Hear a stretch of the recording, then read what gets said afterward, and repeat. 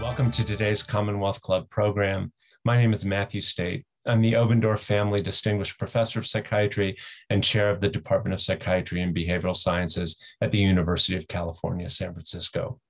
I'm pleased to introduce today's program, Groundbreaking Innovations in Mental Health at UCSF, which is supported by the John Pritzker Family Fund and is part of a series of programs at the Commonwealth Club that looks at today's mental health challenges. While the club has resumed in-person programming at its building on the Embarcadero, today's program is obviously virtual. We're pleased that you've been able to join us. Other programs in this series can be found on the club's website at www.commonwealthclub.org.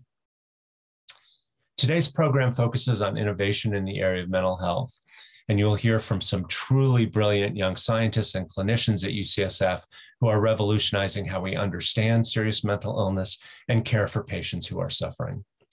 I think it's fair to say that there's no area of medicine today that is faced with more daunting challenges or more exciting opportunities. Similar to other fields in medicine, we are harnessing remarkable technological and scientific advances to address some of the most complex and mysterious questions in human biology. At the same time, we're on the front lines battling some of the most pressing social problems this country is currently facing, including housing insecurity and homelessness, the opioid and methamphetamine epidemics, the widespread incarceration of the mentally ill, and systemic inequities in our healthcare system.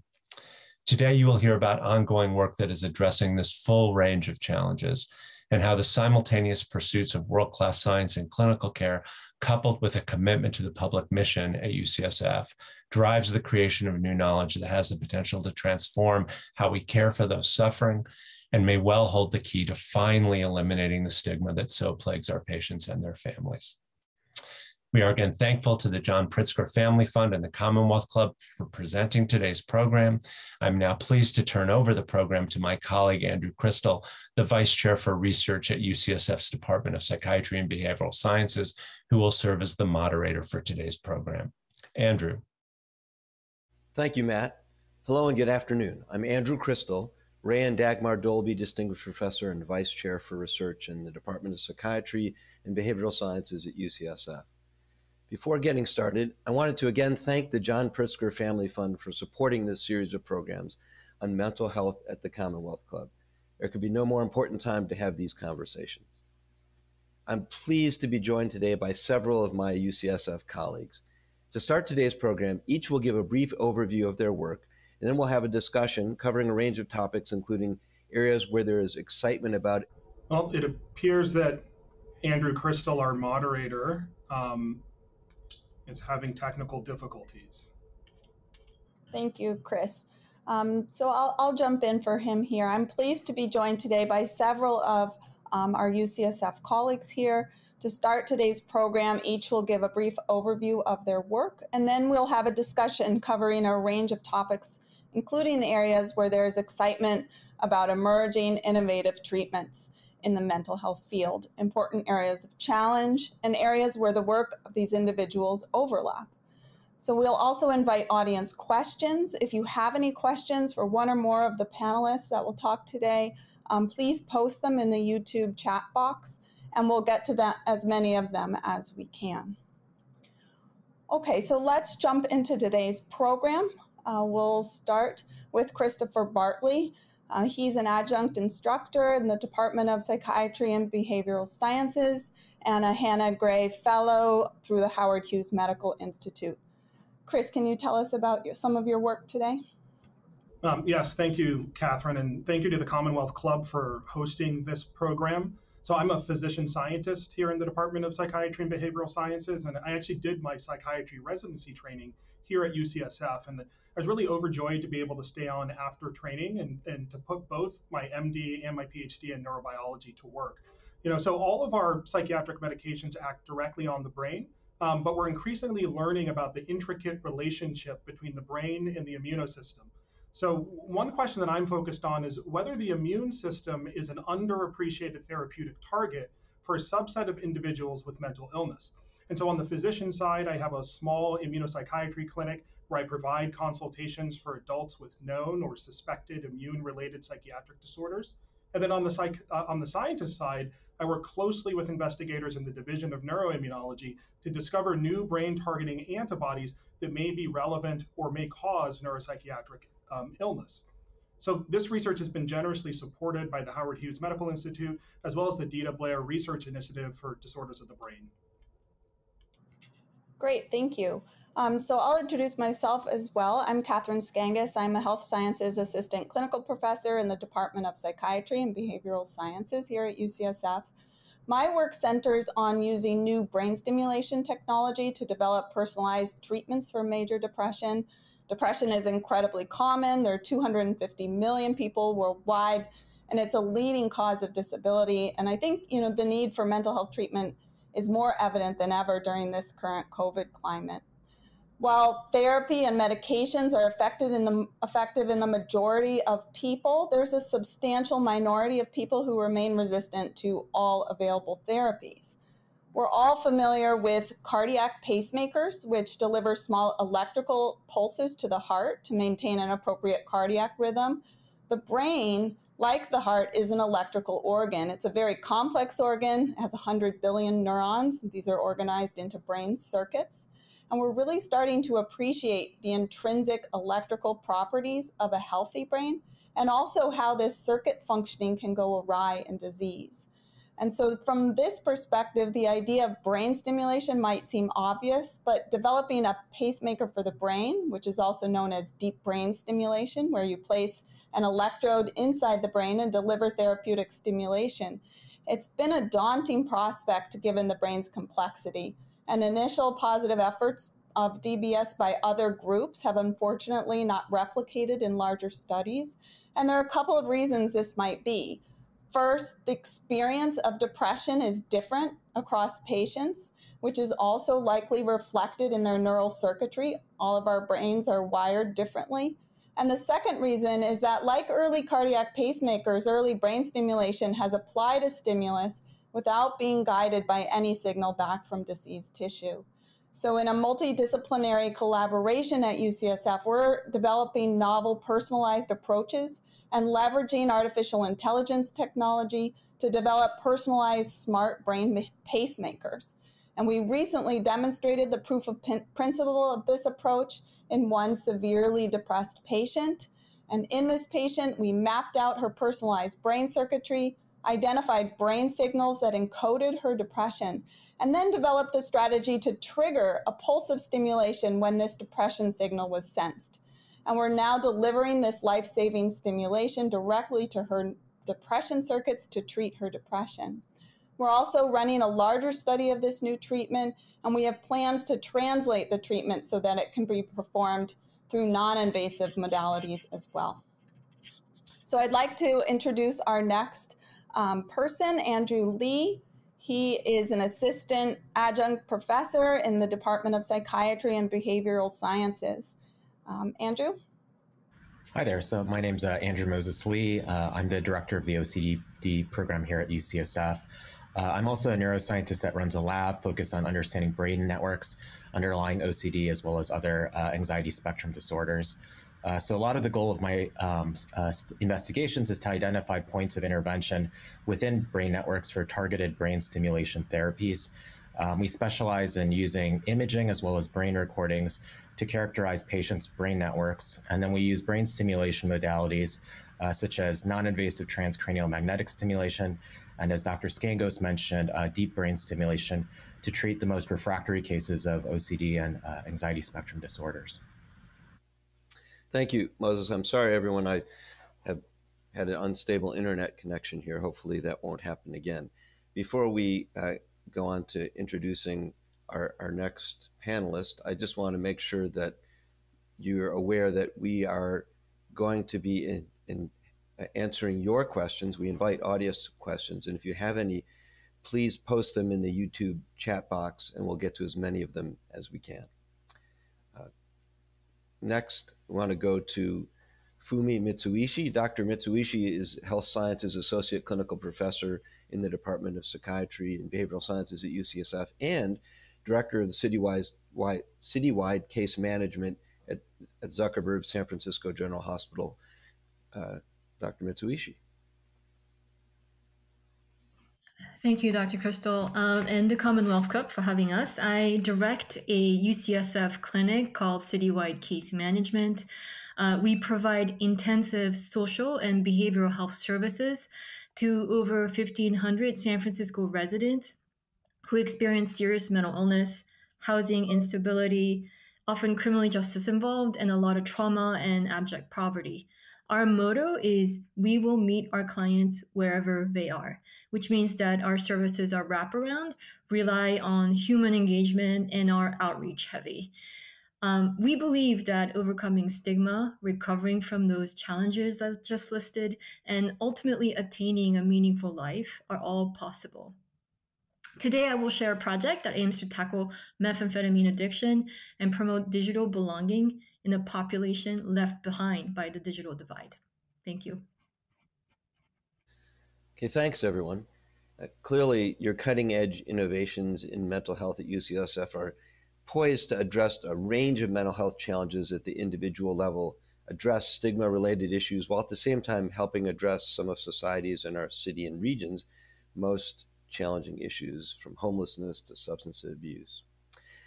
Now we're going to discuss these issues a bit further with our guests and focus on cross-cutting issues they face and opportunities and challenges that they see in the future. So I'm going to ask a series of questions for discussion. So the first question I'd like to explore is about personalized care.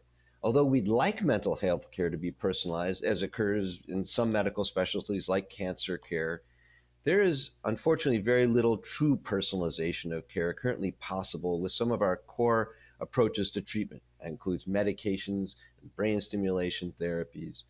And Catherine, I'm going to start with you. Can you tell us more specifically how your work is advancing our capacity to help people on an individual level?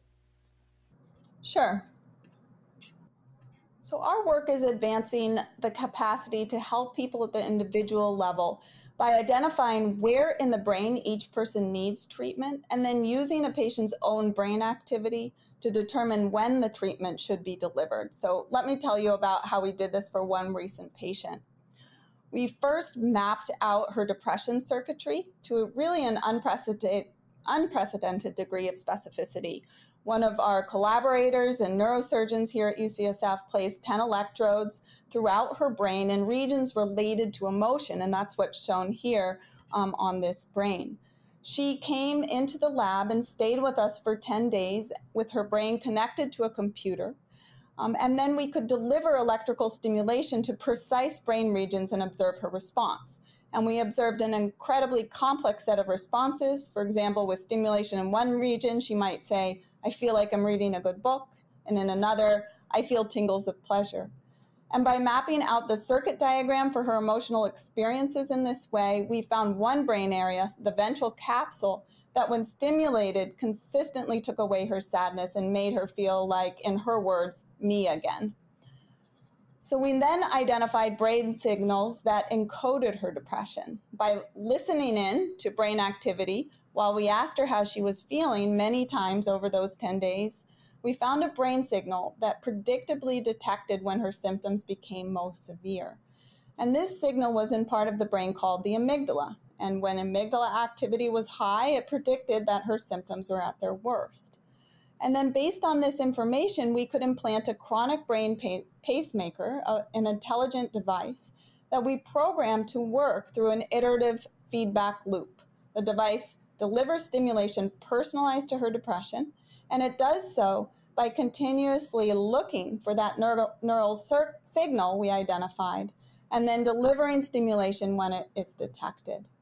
And once we started treatment, this patient's depression symptoms immediately improved, and she went into remission actually within a few months. And we have a lot of work left to do before this treatment's available, but it shows that personalized treatment on the individual level is possible in depression. Well, perhaps we can go on to the next participant. Chris? Yeah, thank you. I think it was very fitting that Andrew mentioned cancer in his question. At one point, all cancers were really lumped together, but over the past few decades, we've learned that there are many different types of cancers, and each of these types of cancers is really defined by a molecular profile. And there are molecular biomarkers that have become clinical tests that point medical professionals towards therapeutics that have been developed specifically for that patient's cancer. So in many ways, our diagnosis of mental illnesses is where cancer was decades ago. But what has me so excited about the emerging area of immunopsychiatry is that in just the past few years, next generation technologies have been developed that allow us to discover new immune biomarkers of neuropsychiatric illness. Some of these biomarkers are antibodies, and antibodies typically target microbes that infect our body, but sometimes are misdirected against brain tissue and can directly alter the pattern of brain activity and change a person's behavior, perceptions, or mood. Historically, we've been able to look for about 20 of these misdirected antibodies at once, but now, at least on the research side at UCSF, we have the ability to screen for over 1 million misdirected antibodies in a single screen, in a single test. And so we're hopeful that some of these newly discovered biomarkers will become tests that will allow us to individualize diagnosis and therapy for patients with mental illness. That's fantastic. Thank you. Moses, do you want to tell us about your work? Sure, yeah. So in terms of personalization, actually one of the goals of my lab is to develop targeted personalized brain stimulation therapies for patients by understanding their brain networks underlying their symptoms. Because I'm the director of the OCD program here at UCSF, my lab mainly focuses on developing these paradigms for patients with OCD. And the reason why my lab focuses on brain stimulation treatments in particular is because these interventions target very specific anatomical circuits in the brain, which have the possibility of leading to a much greater benefit with fewer side effects. This level of precision is in contrast to other types of treatments like medications that really impact the entire brain. So currently the way that we're going about doing this is by using functional magnetic resonance imaging, MRI, as a way to identify abnormal activity associated with OCD. And then we're using sophisticated machine learning algorithms to see if there's a network fingerprint that can predict whether somebody will benefit from TMS delivered to one particular location as opposed to another. So in this way, by understanding their network, we can personalize the targeting of TMS using brain imaging. The other way that we're advancing TMS care is basically by doing it a completely different way. Currently, TMS treatments are delivered once a day over a period of 6 to 8 weeks. However, it's unclear why we only provide one treatment per day. So you can imagine if you could deliver TMS 10 times a day over a compressed time frame, then there's a possibility that patients can get better 10 times faster and with potentially greater efficacy as well. So my lab, in collaboration with groups at Cornell as well as Stanford, are now trying to do this. We're finding very promising initial results using these accelerated protocols, which is very exciting. Lastly, similar to Catherine, we're also trying to personalize DBS care for patients with OCD, but in a slightly different way, using imaging, structural imaging, in order to identify targets within OCD networks that have the ability to impact the entire OCD network in a very strong way. We're hoping that these imaging-based methods can lead to better outcomes for patients and also reduce the amount of time to benefit for patients as well. Thank you, Moses. I'm back again, hopefully, for the rest of the program, but apologize about that. Fumi, could you tell us more about how you're tailoring care to the needs of individuals? Sure. So I'm actually going to flip the script here a little bit. I think we believe that helping to change the life course of systematically marginalized folks, we kind of need to engage them through relationship and ultimately personalize our care. And this is to say that change happens at the speed of trust. Now, the frontier for us is to quantify this work. So we're launching a new project. It's called GAIN, G-A-I-N.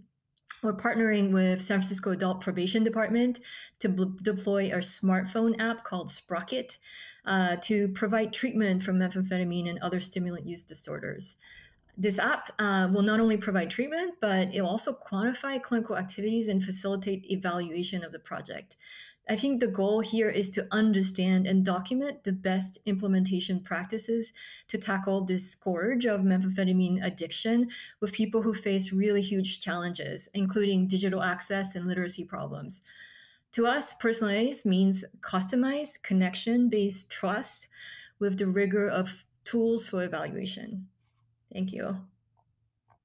Thanks, Fumi. And while you're talking, I'm going to ask you another question.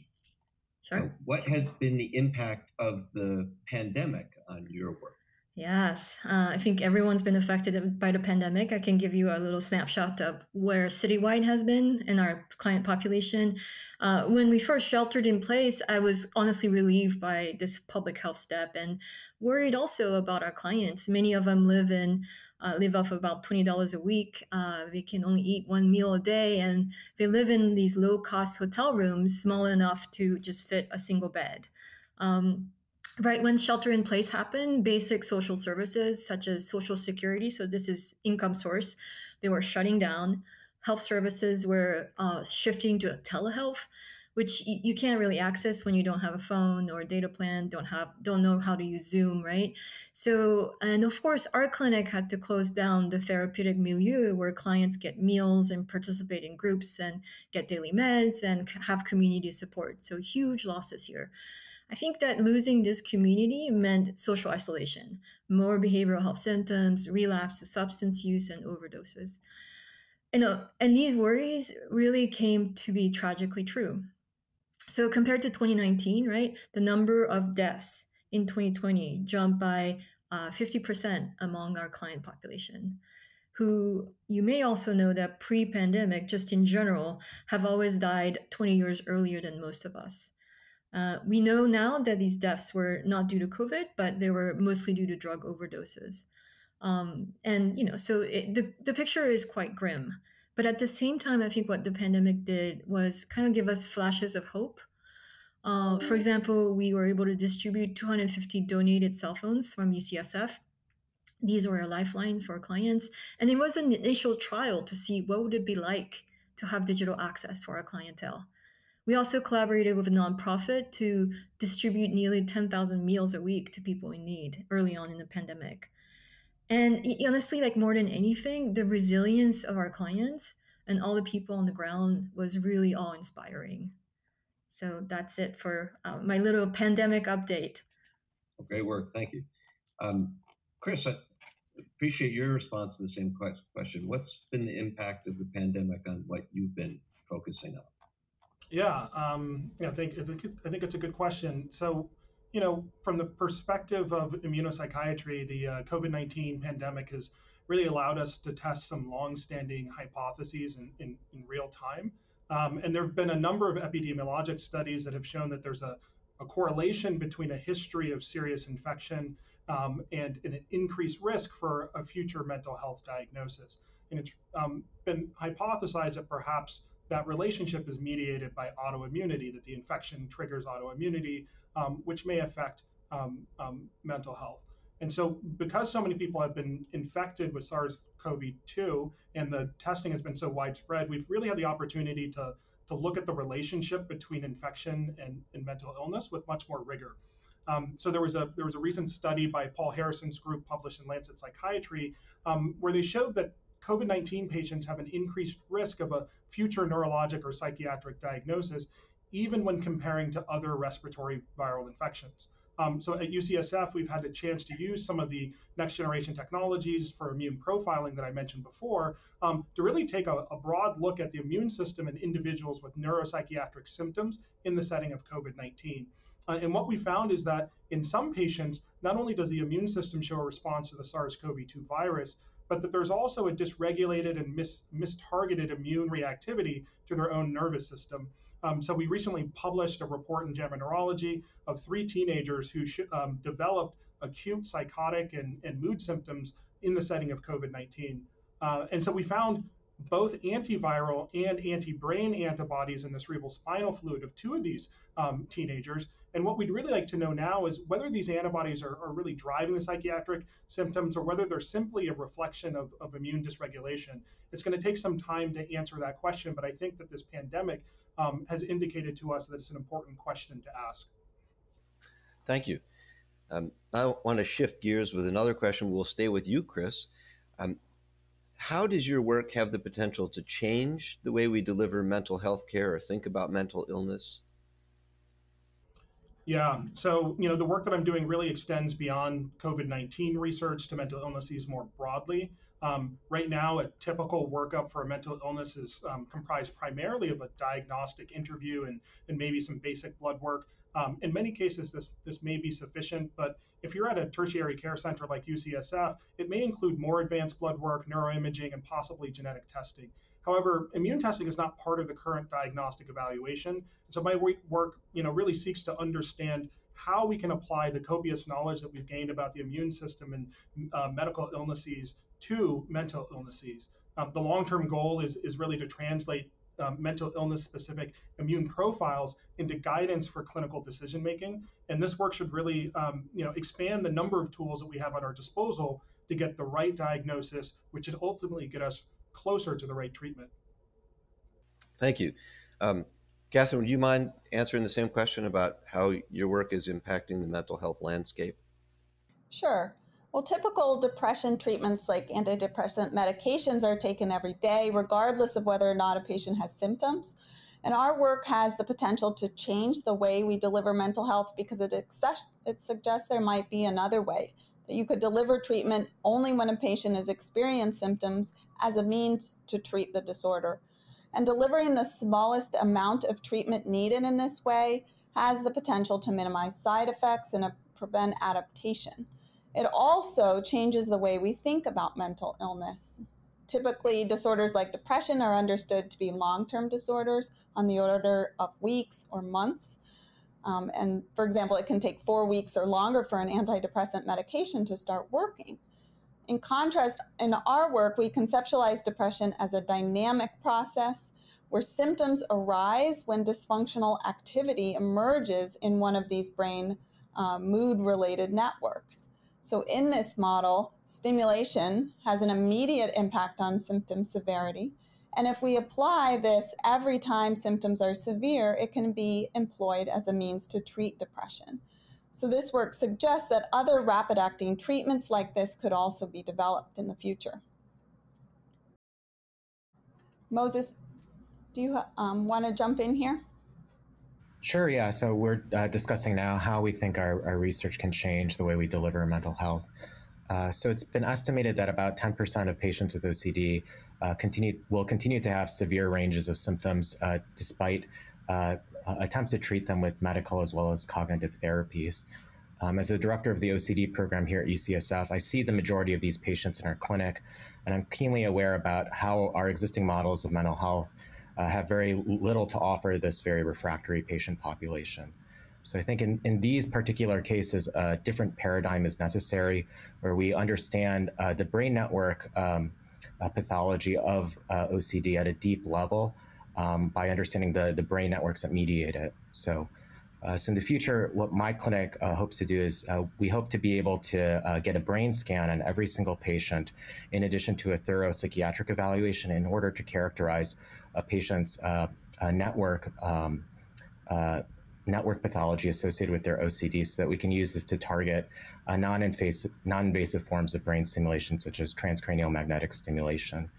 I believe these non-invasive approaches can provide an accessible way to treat a large number of patients with very refractory OCD. In many ways, I think this is like a complementary approach to what Dr. Scangos has been mentioning with efforts to try and personalize deep brain stimulation for various psychiatric disorders.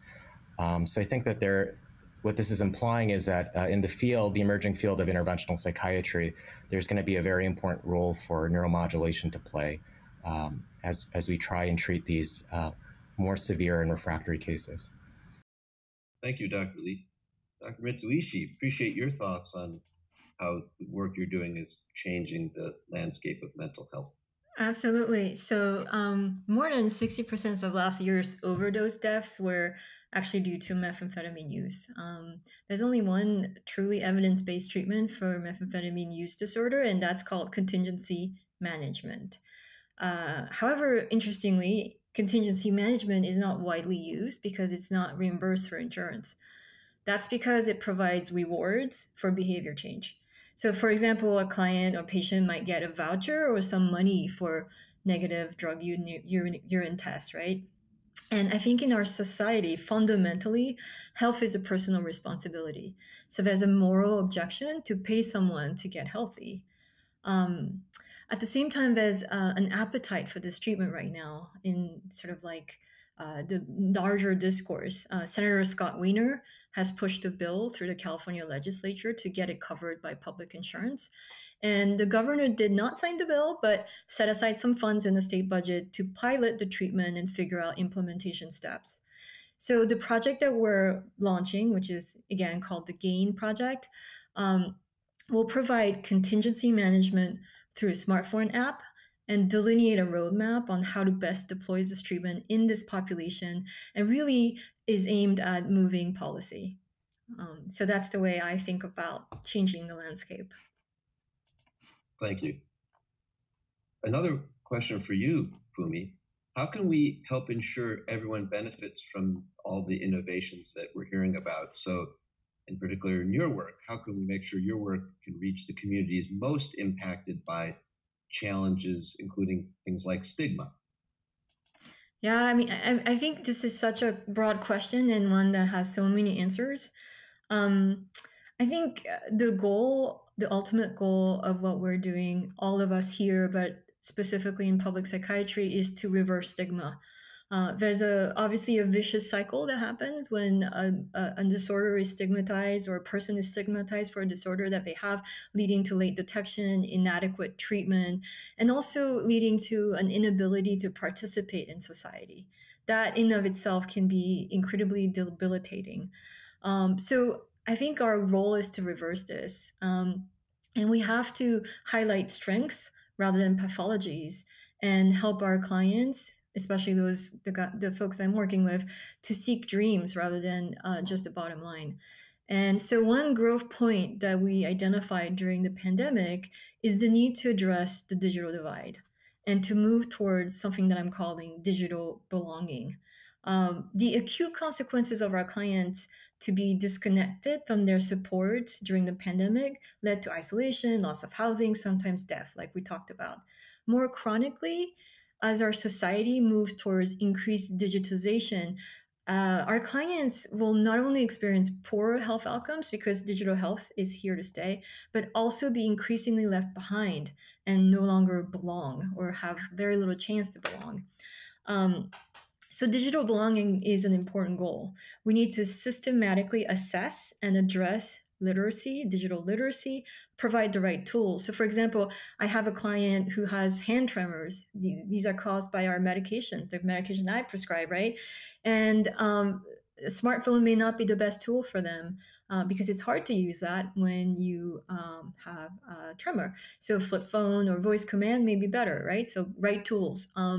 We also need to support the digital infrastructure of our public health institutions and encourage industry to adapt their product to allow for greater cognitive and other able diversity.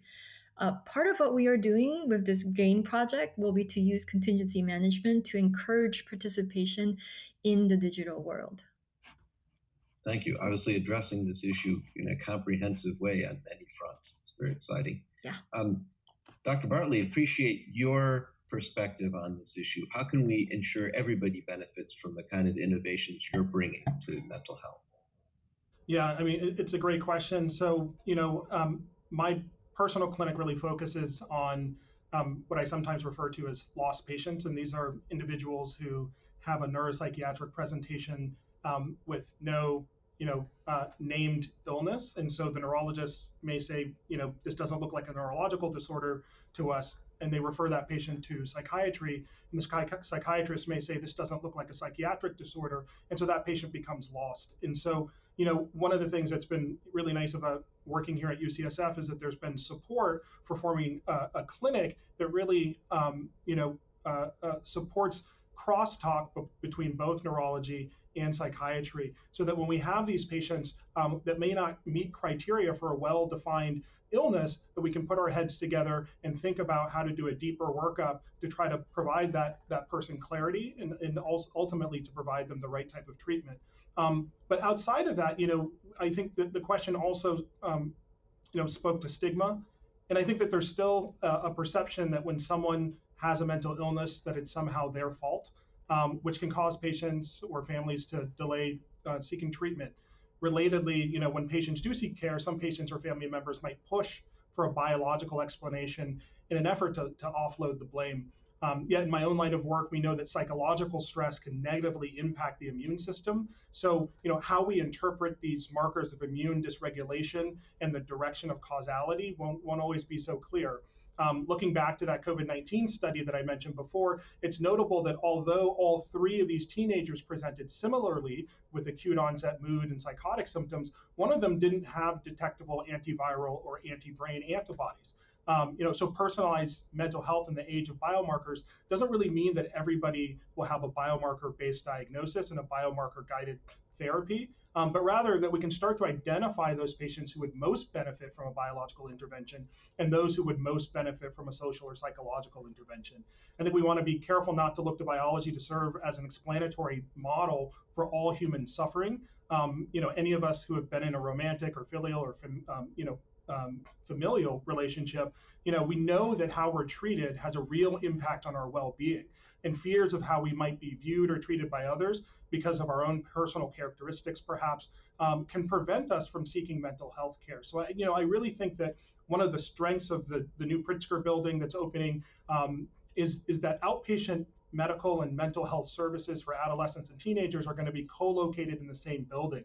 And that, by breaking down physical barriers between services for bodily health and mental health, we hope to start to chip away at the stigma so that there's no distinction between seeking care for physical health and seeking care for mental health. Thank you, Dr. Bartley. And I think Dr. Scangos, your work and Dr. Lee's work has the potential to break down stigma as well by identifying circuit dysfunction as an explanatory factor in the mental illness that people experience. I want to now move to the audience questions. We've had a number of them, and I will start with Dr. Scangos. What were the results with the woman who had major depression? Did she feel consistently better from the implant? She did, in fact, feel better. As soon as we turned on the deep brain stimulator, she felt better even that afternoon. And with the first time we measured her depression scales, about 11 days later, her depression was reduced by over 50%, and she went into remission within a few months. This is a person who had very severe depression, was depressed since childhood, had considered suicide on multiple occasions, had stopped driving due to her depression, had stopped working, and was really living in her family's home without being taken care of them. And with this treatment, she regained a lot of that function. She started driving again. She became a caregiver for other people in her family. She even started taking computer programming classes and has plans to take on employment in that field. So, as a physician, it was really, really encouraging and wonderful to observe that transformation. Thank you. A question for Dr. Mitsuishi. Isn't it important to address the fundamental reasons for addiction in general? What are your thoughts about that? The fundamental reasons for addiction. Yeah, I think there are so many factors to be taken into account. Absolutely. And I mean, I think on the one hand, it's a societal problem. There are a lot of stressors and biological factors as well that lead to addiction. And absolutely, those need to be addressed. I think we do also have to go back to what we know works. And in the case of methamphetamine addiction, unfortunately, we as a society haven't managed to address them head on. And so the purpose of this project is really do that. Let's go to the evidence, know what works, and use every tool that we have to make sure that we're utilizing the right approach. Yeah. That has been a tough challenge, though, to try and understand all the factors that drive substance use disorders. I think that is a great goal, but hard to achieve so far. Absolutely, yeah. And there should be, and there are a lot of efforts that are ongoing that try to delineate that and try to look at both biological approaches and psychosocial approaches to address these issues. I think that addiction obviously is very different from, I think, population to population in some ways.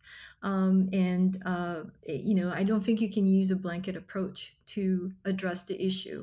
But is there one fundamental reason why addictions happens? Absolutely not. And that, I think, is the same for any other mental health disorder to some degree, although it sounds like the work of my colleagues here may be indicating that there are some things that could be attributed to a biological factor, which is exciting, to be honest, to find a solution that's so clear-cut.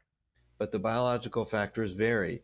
I think the bottom line message is in every area of mental health, people differ and personalization is needed. And taking one approach to fit all just doesn't suffice. We need to move beyond that. And I think all of you are doing work that's helping with that, which is very exciting to see. Another question for Dr. Lee. Could a neuropsychiatric evaluation be mapped onto a brain scan or vice versa? So could this kind of evaluation be determinant for behavioral health treatments? Yeah, I mean, so the fundamental assumption that my lab and what I work off of as a neuroscientist here is that every aspect of behavior maps onto a brain circuit. And likewise, every symptom that a patient experiences also maps onto a brain circuit. So I don't think about them as separate issues at all. I think about this as being the same problem looked at two different levels. And so I think whenever a patient has a particular symptom, like whether it be obsessions or compulsions, we should be able to find a brain correlate of that. And by intervening in many ways, whether it be through medications or therapy, we're actually modifying these circuits in a very direct way. In my lab, we focus on neuromodulation because I think that's the most specific way to modulate these and alter these circuits in a therapeutic fashion. But I think there's a number of different routes that can lead to benefits for patients. And we have precedent for this in other areas. I happen to do work related to sleep, and we found brain electrical activity markers during sleep that predict very strongly who responds to behavioral treatment for insomnia and who does not. So there's potential for those approaches. And I agree very strongly with Dr. Lee that brain activity underlies behavior and in both its likelihood of responding to interventions of all sorts, behavioral and so-called somatic therapies. With one question that came up is, which I will answer, is anyone studying the role cortisol plays in debilitating mental health? I don't believe anybody on the panel here is really focusing on that question. But please, if you are, chime in after I answer this. We have several people in the Department of Psychiatry and Behavioral Sciences who do work in that area and intensely try to understand relationships between cortisol and health. This includes Alyssa Epple, Eric Prather, and Owen Wolkowitz. But anyone on the panel have any thoughts about that? Yeah, I mean, I mean, so they are working on cortisol. I don't work on cortisol, specifically, but cortisol does directly modulate the immune system, and it's an interesting molecule because we know that cortisol levels can be elevated due to psychological stress. There's a very well-known test called the Trier social stress test, where individuals are asked to give a public speech unprompted, and you can measure their blood cortisol levels and will increase. We know that cortisol can dampen the immune system and may make individuals more susceptible to infection. On the other side of the equation, we also know that high cortisol levels can drive psychiatric symptoms. And so it's well known that in patients who are being treated for autoimmune disorders that are being treated with high doses of cortisol, oftentimes you can precipitate mania or depression or psychosis. And so there's a rich body of literature that looks at the relationship between cortisol levels in someone's brain network state. Thank you. Another question, a very interesting one. I'm looking forward to hearing the answers about this. We'll start with Dr. Mitsuishi on it, and maybe others have thoughts as well. For complex clients, could a provisional diagnosis exacerbate symptoms? Is it better to be conservative or aggressive in diagnosing dually or triply diagnosed clients, given all we don't know? I think it's important to seek diagnosis to hopefully arrive at the proper treatment. I wonder if the question is actually asking about disclosure and conversation about what we think the diagnosis is, and whether that disclosure leads to difficult effects or is ultimately non-therapeutic. I do think, however, also that as somebody who diagnoses a person, in complex situations, we have to approach this problem with a lot of humility, which is that we frequently don't know what we're facing. Somebody who is using a lot of stimulant, methamphetamines, etc., and is experiencing psychosis, there's always a question as to whether this is due to the substance or whether there's an underlying psychotic disorder. And to go ahead and diagnose that person with a primary psychotic illness may be problematic for the treatment of this person, or for what it means for them in terms of what the treatments as they seek and the kind of label that they exist with. So I think that's where the question is going, and maybe others have thoughts about this question, which is super interesting. Yeah, I think that the key one thing I wanted to emphasize that you mentioned, which is a lesson I've learned through many years in mental health, is humility is critical, and taking a stance of humility in face of the complexity we face is important. Dr. Bartley, any thoughts about this? You must see a lot of people who have great complexity and where the diagnosis is difficult to articulate for people. Yeah, absolutely. I think it's important for us to write our diagnoses in pencil and not pen, and be willing to revise our diagnoses. I found that it's been incredibly valuable to really listen carefully to family members of patients, to hear what they have to say about what their family member is experiencing, and to listen to the patient as well, to really try to get a deep understanding of what they're experiencing. And we've had examples of patients who have been diagnosed with a psychiatric disorder and then gone on to receive a revised diagnosis of an autoimmune disorder. There was a woman in our research group who had a diagnosis of conversion disorder for 11 years, which is essentially a neurologic manifestation of a psychological state. And so it's thought that the neurologic symptoms are really psychological in nature. And it turned out that this woman had an antibody to a protein called LGI1. And that her neurologic symptoms were in fact mediated by the immune system, and she was treated with immunotherapy and was able to return to her baseline.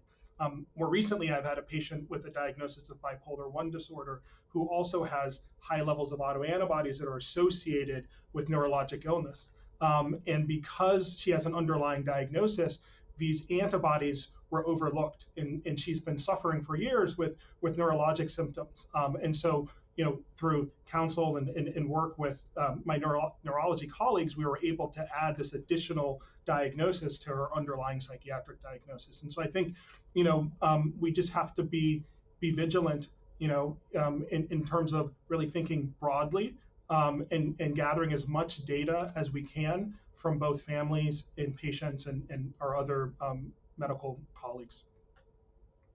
Thank you. Dr. Lee, any thoughts about that question? Yeah, I agree with you, Andrew and Chris and Dr. Mitsuishi. Yeah, I think we need to approach a lot of situations with a lot of humility because the underlying basis of mental health disorders is still unclear. And it may be that a lot of what we call a specific diagnosis is actually not just one disorder, but a series of separate biotypes that we've yet to uncover. And so in my own line of work, we're trying to identify these different subtypes or biotypes of different network pathologies that may actually, we currently attribute to being OCD, but in the future, we may actually think about them as more distinct entities than similar entities. Last question, very specific one for Dr. Mitsuishi. Are there greater mental health issues in single parent homes? Do I know how to answer that question? I don't think I can answer that question. Does anybody else know the answer to that? I don't think of any that we know of any evidence of that per se. But yeah, I mean, I can see that societally it can be a hefty strain on a family, but I don't know if that translates necessarily to diagnosable mental illness. Anybody else in the group willing to take on the challenge to this question? It may be one where the information isn't known, the research hasn't been, or just the five of us aren't aware of it. But it's a good question, and it points to one of those kinds of things that's important for us to learn about, among many others. But I'm going to have to, we're going to have to move on now at this point. Unfortunately, I wish we had more time for the questions. But the innovations that we talked about today and others coming out of UCSF represent wonderful opportunities to improve mental health care. And really for us to achieve our bold vision of translating these advances into the delivery of personalized cutting edge treatment, it's going to require a huge effort and substantial resources.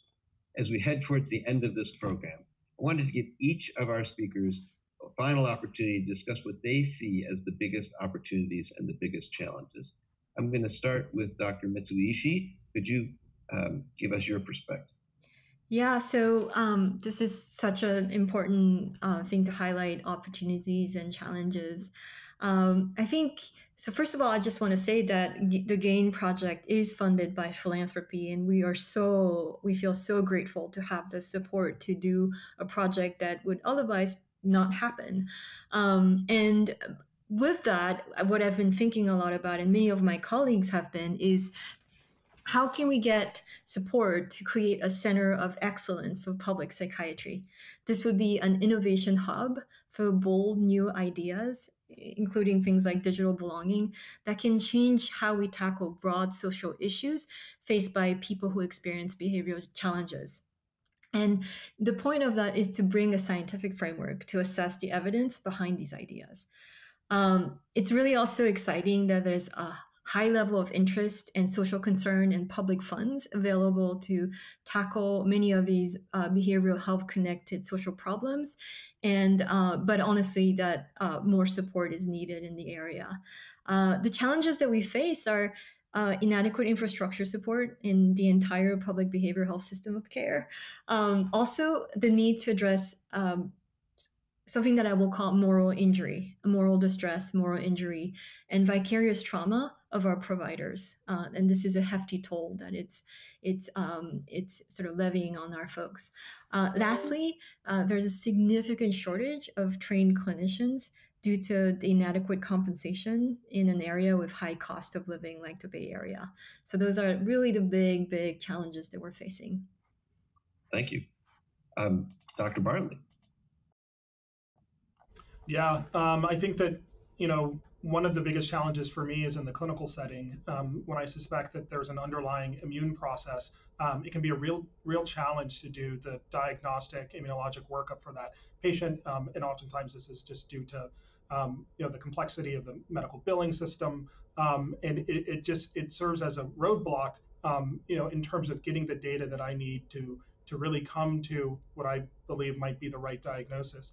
I think that challenge also, creates an opportunity on the research side, which is that although, we may not be able to do as deep a workup as we'd like to in the clinical setting, we may be able to develop integrated clinics where patients are co-enrolled as both patients, but also as research participants on a voluntary basis, where we have the funding support, or may be able to get the funding support to really do that next generation deep immunologic profiling that we think will start to identify some of these subtypes or biotypes with immune driven mental illnesses. Fantastic, thanks. And Dr. Lee. Yeah, so as I mentioned, one of the goals of my research program is to make sure that every patient that I see in clinic receives a thorough imaging workup and has access to advanced TMS care. So unfortunately, one of the main limitations that my clinic is facing is that imaging to characterize patients' OCD networks, as well as these novel TMS protocols that we're developing, they're currently not covered by insurance. So this limits our ability to do this deep network phenotyping, as well as providing treatments that could help patients who otherwise don't benefit from conventional therapies. So for this reason, a lot of my current work is funded by philanthropic gifts. In particular, I'd like to acknowledge the Foundation for OCD Research, who has been supporting a lot of the studies that I've mentioned today. And so I'd really appreciate their support, and it's really helping us launch these sort of tertiary and quaternary care clinical programs for OCD patients. Thank you. Lots of needs for important goals and that will have big impacts. Dr. Scangos, you get the last word. Well, I think in the future we have a real opportunity for our work to develop personalized DBS for the patients who have the most treatment-resistant disease. We're going to need to scale up the research and run larger studies. So we're currently running a trial in 12 subjects. If the results are promising, like they seem to be, we'll need to perform a larger trial and eventually a multi-site trial as well. A second challenge that's also an opportunity is the translation of these personalized brain stimulation treatment paradigms into non-invasive care that can reach a broader population. So using EEG and imaging, we may be able to develop a correlate of our intracranial biomarker, that neural signature, and then use other brain stimulation approaches, some of which you've heard about today, to deliver treatment, such as TMS, transcranial magnetic stimulation, or even focused ultrasound. So I think these goals are achievable at UCSF because we have an unusually collaborative environment here, and a real commitment towards developing personalized psychiatric treatments grounded in an understanding of brain circuits. So I'm excited about the future. Thank you. It sounds like that people face a wide variety of a set of challenges, but one of them is the limitations in current insurance funding and current funding for care in general. Would you agree that that is among the bigger challenges you face? Is it's hard to make that bridge. You develop exciting new approaches and innovations, but you have to fit that into a model of care that includes insurance-based reimbursement that's grounded in a certain structure and a way of doing things that may make it hard for us to implement these innovations. So I wish you all luck with doing that, because I think you're doing amazing work. It's exciting to see, and just so important to get that work translated into the clinic and to help people who need it. Unfortunately, it's all the time that we have for today's program. I want to thank all of you, all my colleagues at UCSF, for this really important and exciting conversation, for sharing your really innovative work. It's wonderful to see. And I want to thank the John Pritzker Fund for its support of this program and UCSF overall. And thank you to the Commonwealth Club for hosting this exciting conversation. This program and others on mental health, funded by the John Pritzker Family Fund, can be found on the Commonwealth Club's website at www.commonwealth.org. And I'm Andrew Crystal of UCSF, and this Commonwealth Club program is now adjourned.